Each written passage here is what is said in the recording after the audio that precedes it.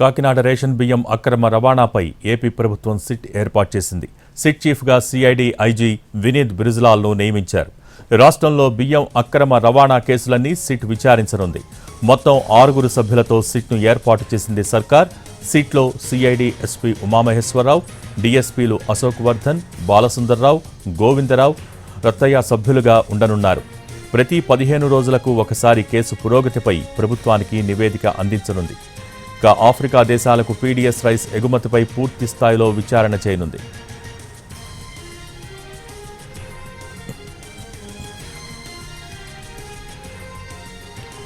ఏపీలో రేషన్ బియ్యం అక్రమ రవాణాపై ప్రభుత్వం సిట్ ఏర్పాటు చేసింది. దీనికి సంబంధించి మోర్ డీటెయిల్స్ మా ప్రతినిధి రాము విజయవాడ నుంచి అందిస్తారు. రాము, అయితే మొత్తం 13 ఎఫ్ఐఆర్లకు సంబంధించినంత వరకు కూడా పూర్తి స్థాయిలో విచారణ జరిపేటందుకు ఏపీ ప్రభుత్వం సిట్ ను ఏర్పాటు చేసినటువంటి పరిస్థితి అయితే ఉంది. ఈ సిట్ కి సంబంధించి కూడా అంటే కంప్లీట్ గా దీనిలో ఏవైతే అక్రమాలు జరిగి ఉన్నాయో రవాణాకి సంబంధించి కావచ్చు, ఈ పీడిఎస్ రైట్స్ ను కలెక్ట్ చేసే విషయంలో కావచ్చు, పూర్తి స్థాయిలో విచారణ జరిపించడానికి అయితే దీనిలో వచ్చి సిఐడి చీఫ్ గా వినీత్ బ్రిజ్లాల్, అలాగే సభ్యులుగా సిఐడి ఎస్పీ ఉమామహేశ్వర్, డిఎస్పీలు అశోక్ వర్ధన్, బాలసుందర్రావు, గోవిందరావు, రత్తయ్యలను ఏర్పాటు చేసినటువంటి పరిస్థితి అయితే ఉంది.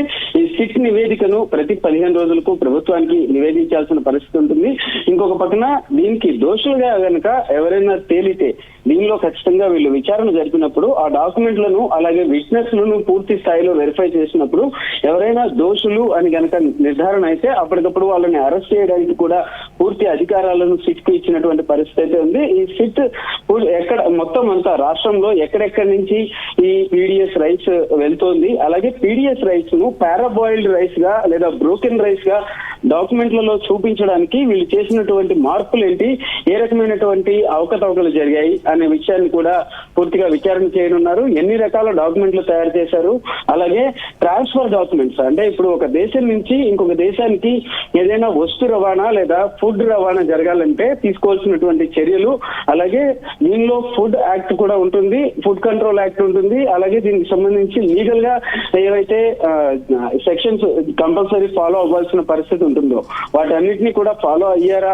దానికి సంబంధించి ఏ రకమైనటువంటి మార్పులు చేసి ఈ పీడిఎస్ రైట్స్ ను చూపించారు, డాక్యుమెంటేషన్ చేసినప్పుడు వీళ్ళు చేసినటువంటి అవకతవకలు ఏంటి, దానిలో ఏ రకంగా దీనిని ట్రాన్స్ఫర్ చేయడానికి వీళ్ళు చేసిన మార్పులు ఏంటి, వీటన్నిటిని కూడా పూర్తి స్థాయిలో సిట్ విచారణ చేయనుంది. అలాగే ఈ సిట్ విచారణలో ఇంకేదైనా కూడా అదనంగా అవకతవకలు బయటపడితే కనుక ఖచ్చితంగా దానిని కూడా కన్సిడర్ చేస్తూ అవసరమైతే మరిన్ని మిగతా ముందుకు కూడా ఎఫ్ఐఆర్లు ఫైల్ చేసి దీనికి సంబంధించి ఖచ్చితంగా చర్యలు తీసుకోవడానికి అయితే సిట్ కు అధికారాలు ఇచ్చినటువంటి పరిస్థితి అయితే ఉంది. అలాగే ఈ పీడిఎస్ రైస్ రవాణా జరిగే సమయంలో అంటే ఎక్కడైనా ఈ పీడిఎస్ రైస్ రవాణా జరిగే సమయంలో కనుక వాడినటువంటి వాహనాలు ఎక్కడి వాహనాలు, ఆ వాహనాలకు సంబంధించినటువంటి డాక్యుమెంట్స్ కానీ, అలాగే ఆ వాహనాలు ఎవరికి సంబంధించినవి, ఎవరి పేరుతో ఉన్నాయి, అలాగే ఈ వాహనాలను ఏ ఏ చోట్ల నుంచి తిప్పారు, వాటిని తీసుకురావడానికి వీళ్ళు వాడినటువంటి మార్గాలు ఏంటి, ఏ ఏ దారుల్లో వీటిని తీసుకువెళ్లారు, ఈ సమాచారం మొత్తం అంతా కూడా సిట్ తీసుకోబోతోంది. అలాగే దీనికి సంబంధించి ఏవైతే పీడిఎస్ సిస్టమ్ ఏదైతే ఉందో పీడిఎస్ సిస్టమ్ కి సంబంధించి పూర్తిగా క్రిమినల్ యాక్టివిటీస్ జరిగినట్లుగా కూడా కన్ఫర్మ్ చేస్తూ, అలాగే ఇది కనుక కంటిన్యూ అయితే ఖచ్చితంగా ఆర్గనైజ్డ్ ఇల్లీగల్ ఎక్స్పోర్ట్ గా దీనిని తీసుకోవడం జరుగుతుంది. అంటే ఒక వ్యవస్థీకృత నేరంగా దీనిని పరిగణించాలని ఇప్పటికే ప్రభుత్వం అలాగే మంత్రులు కూడా ఇటీవల కేబినెట్ లో అలాగే అసెంబ్లీలో కూడా చెప్పినటువంటి పరిస్థితుల్లో దీనికి సంబంధించి ఖచ్చితంగా పూర్తి స్థాయిలో అంటే ఒక వ్యవస్థీకృత నేరానికి సంబంధించి ఎటువంటి కండిషన్స్ ఉంటాయి, వాటి మీద ఎలాంటి క్రిమినల్ చర్యలు తీసుకోవాల్సిన అవసరం ఉంటుంది అనే దాని మీద కూడా పూర్తిగా డాక్యుమెంటేషన్ చేయనుంది. అలాగే 15 రోజులకు ఒకసారి వీళ్ళు ఇచ్చే నివేదికలో అప్పటిదాకా ఉండేటటువంటి అక్యూజ్డ్ ఎవరు, దానికి సంబంధించి అప్పటిదాకా జరిగినటువంటి నేరంలో వీళ్ళు గమనించినటువంటి పాత్రధారులు సూత్రధారులు ఎవరున్నారు, ఇప్పటిదాకా బయటపడినటువంటి అంశాలు ఏమైనా ఉన్నాయా.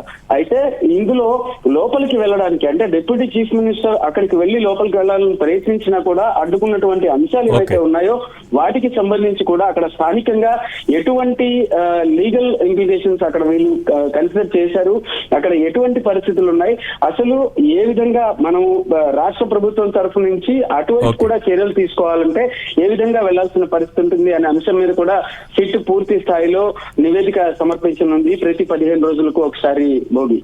Thank you Ramu.